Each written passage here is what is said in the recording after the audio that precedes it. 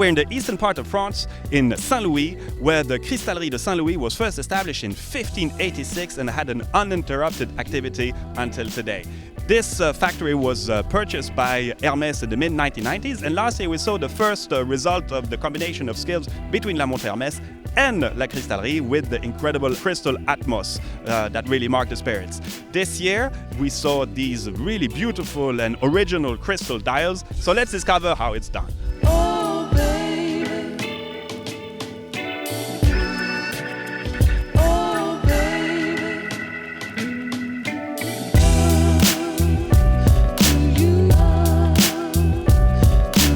What are the main steps that enable you to produce those dials?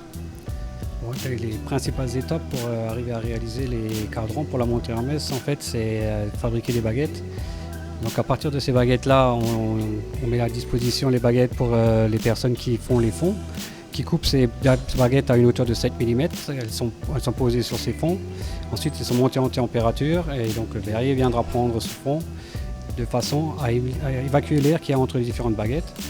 Et une fois que cette étape est faite, la pièce est mise en recuisson et ensuite c'est envoyé chez les gros-héripes pour faire le tronçonnage.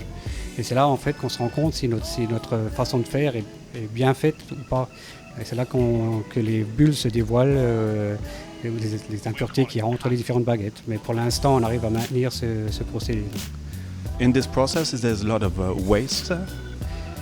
Pour l'instant, sur ce qu'on arrive à produire, il y a à peu près 50% de rebut.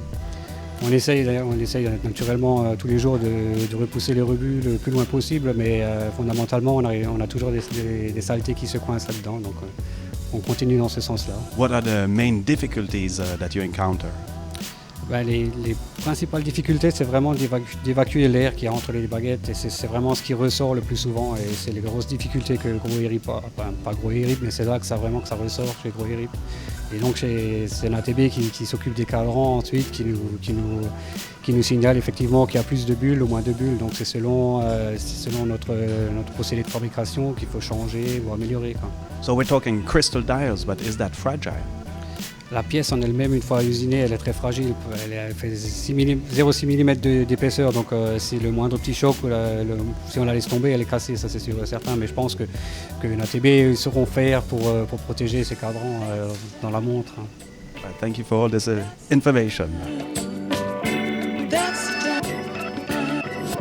We call it cutting.